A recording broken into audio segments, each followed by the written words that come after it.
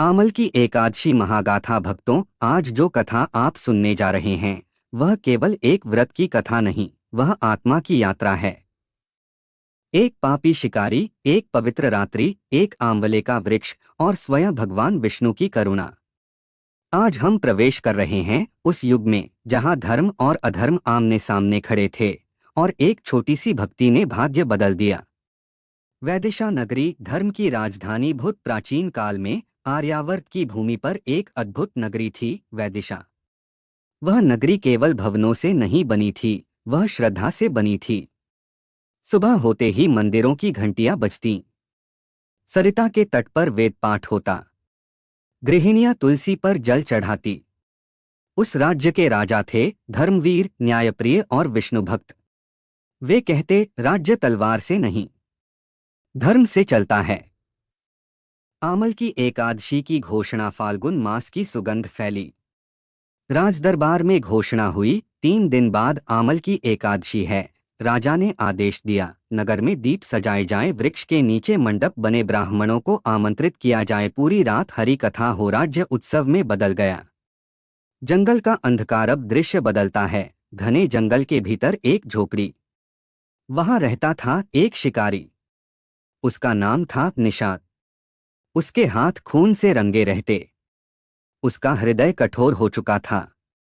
वह कहता, धर्म वह अमीरों का खेल है, मेरा धर्म है जीवित रहना। उस दिन सुबह से वह शिकार में भटक रहा था, पर कोई पशु हाथ नहीं लगा।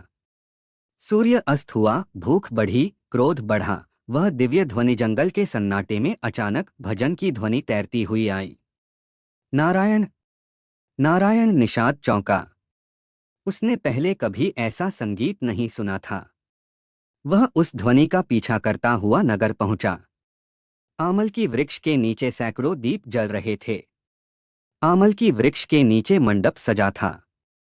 राजा स्वयं भूमि पर बैठे थे। ब्राह्मण कथा सुना रहे थे। इस वृक्ष में स्वयं श्री हरि का वास है। निषाद दूर खड़ा रहा। उसके भीतर अपराध बोध था, पर भूख और थकान से विवश वह पीछे बैठ गया। उसे पता नहीं था आज आमल की एकादशी है। वह निर्णायक रात्रि गहराती गई। भजन चलता रहा, दीपक टिमटिमाते रहे। निषाद के पेट में आग लग रही थी, पर वह उठकर गया नहीं। उसने पूरी रात हरि कथा सुनी। उसकी आंखों में आंसू आए, पहली बार। वह सोचने लगा, क्या मेरे जैसे पापी को भी मुक्ति मिल सकती है। भोर हुई, उसे पता भी नहीं चला। उसने उपवास और जागरण कर लिया। भीतर का बीज जब वह जंगल लौटा, उसके मन में एक अजीब शांति थी। वह धनुष उठाता पर तीर छोड़ नहीं पाता। हृदय में करुणा का बीज अंकुरित हो चुका था। यह तो केवल आरंभ है। अगले भाग में हम जानेंगे निषाद का आंतरिक संघर्ष, उसकी मृत्यु का दिव्य दृश्य, यमदूत और विष्णुदूत संवाद, पुनर्जन्म की अद्भुत कथा। भाग 2, मृत्यु, न्याय और स्वर्ग का द्वार। भीतर की अग्नि। आमल की एकादशी की वह रात्रि बीत चुकी थी, पर उस रात का प्रभाव निषाद, शिकारी, के भीतर अब भी जीवित था। वह जंगल लौटा, पर पहले जैसा नहीं था। उसने धनुष उठाया। सामने एक हिरण खड़ा था, पर उसका हाथ कांप गया। उसके मन में वही शब्द गूंजे, इस वृक्ष में स्वयं श्री हरि का वास है। पहली बार उसे अपने कर्मों का भार महसूस हुआ। कर्म और पश्चाताप। दिन बीतते गए। निषाद का मन शिकार से हटने लगा। वह अक्सर उसी आमल की वृक्ष के पास जाने लगा। दूर खड़ा रहता, पूजा देखता, फिर लौट जाता। वह सोचता, क्या भगवान मेरे जैसे पापी को भी स्वीकार करेंगे। उसके भीतर पश्चाताप की आग जल रही थी, परंतु अभी उसका जीवन पूर्ण रूप से नहीं बदला था। कर्मों का फल अभी शेष था। अंतिम दिन। एक दिन जंगल में तूफान उठा। आकाश में बिजली चमकने लगी, तेज वर्षा होने लगी। निषाद एक वृक्ष के नीचे शरण लेने लगा। अचानक बिजली गिरी। वह धरती पर गिर पड़ा। उसकी सांसें धीमी हो गईं। आंखों के सामने अंधेरा छा गया और उसकी मृत्यु हो गई।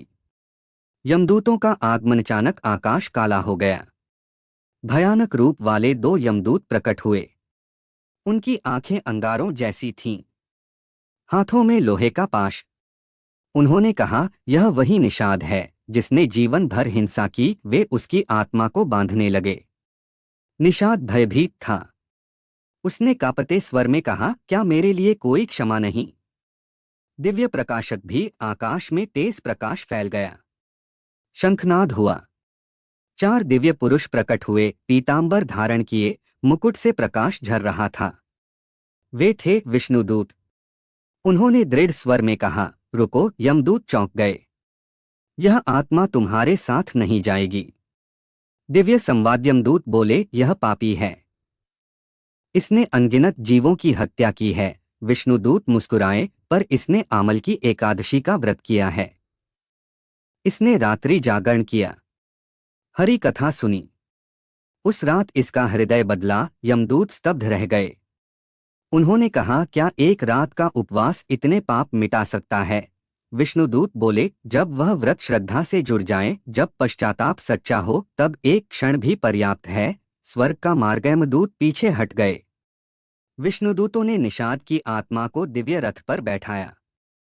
आकाश में मधुर संगीत गूंजने लगा। फूलों की वर्षा होने लगी। निषाद ने नीचे पृथ्वी की ओर देखा और उसकी आंखों से आंसू बहने लगे।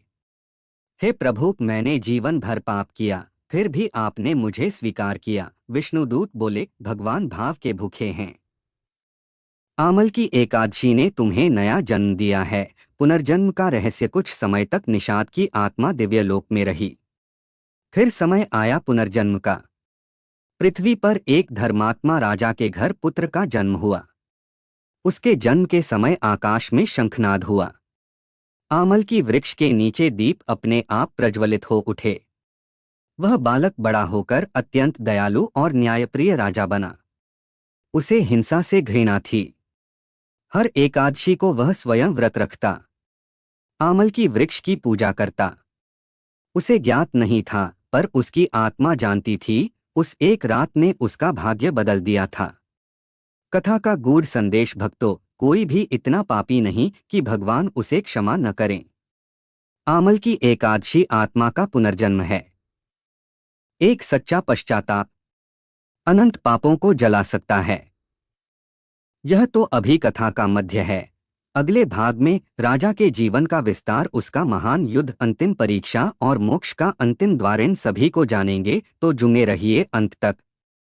भाग 3। राजा का धर्म, युद्ध और अंतिम परीक्षा। दिव्य बालक का जन्म। वह आत्मा जो पिछले जन्म में निषाद थी, अब एक महान राज परिवार में जन्म ले चुकी थी। राज्य का नाम था चंद्रावती। राजा धर्मपाल और रानी सुधामती वर्षों से संतान के लिए तप कर रहे थे। फाल्गुन मास की शुक्ल एकादशी के दिन, जब आमल की वृक्ष के नीचे पूजा हो रही थी, तभी रानी ने पुत्र को जन्म दिया। ज्योतिषियों ने कहा, यह बालक असाधारण है। इसके जन्म के समय आकाश में शुभ संकेत प्रकट हुए हैं। बालक का नाम रखा गया सुधन्वा। बाल्यकाल से ही भक्त सुधन्वा बचपन से ही करुणामय था। यदि कोई पशु घायल होता तो वह रो पड़ता।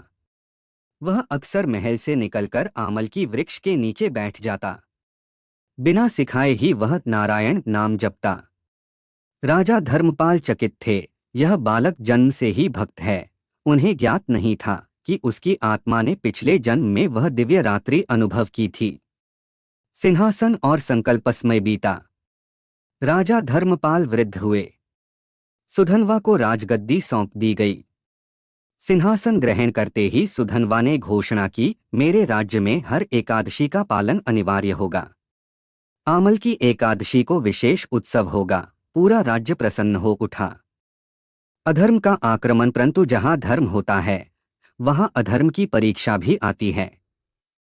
पड़ोसी राज्य का एक क्रूर राजा मत्सरसेन सुधन्वा की बढ़ती कीर्ति से ईर्ष्या करने लगा। उसने विशाल सेना के साथ चंद्रावती पर आक्रमण कर दिया। युद्ध छिड़ गया। धर्म और साहस। सुधन्वा ने शस्त्र उठाए, पर उसके हृदय में घृणा नहीं थी। युद्धभूमि में उसने प्रार्थना की, हे श्री हरि, यदि यह युद्ध धर्म के लिए है तो मुझे विजय दीजिए। यदि अहंकार है तो मुझे रोक दीजिए। युद्ध भयंकर था। घोड़े, हाथी, तलवारों की टकराहट, अचानक शत्रु सेना ने घेर लिया। सुधन्वा अकेला पड़ गया। दिव्य संरक्षण तभी आकाश में शंखनाद हुआ। सुधन्वा के सामने एक क्षण के लिए दिव्य प्रकाश प्रकट हुआ। उसने मन ही मन पुकारा, हे विष्णु, और आश्चर्य, शत्रु सेना में भय फैल गया। उनके हथियार हाथ से छूटने लगे। मत्सरसेन पराजित हुआ। राज्य में विजय का उत्सव मनाया गया। अंतिम परीक्षा वर्षों बाद सुधन्वा वृद्ध हो गया। उसने राज्य अपने पुत्र को सौंप दिया। स्वयं वन में तप करने चला गया। फाल्गुन मास आया। आमल की एकादशी की रात्रि थी। वह आमल की वृक्ष के नीचे बैठा, उपवास रखा, पूरी रात ध्यान में लीन रहा।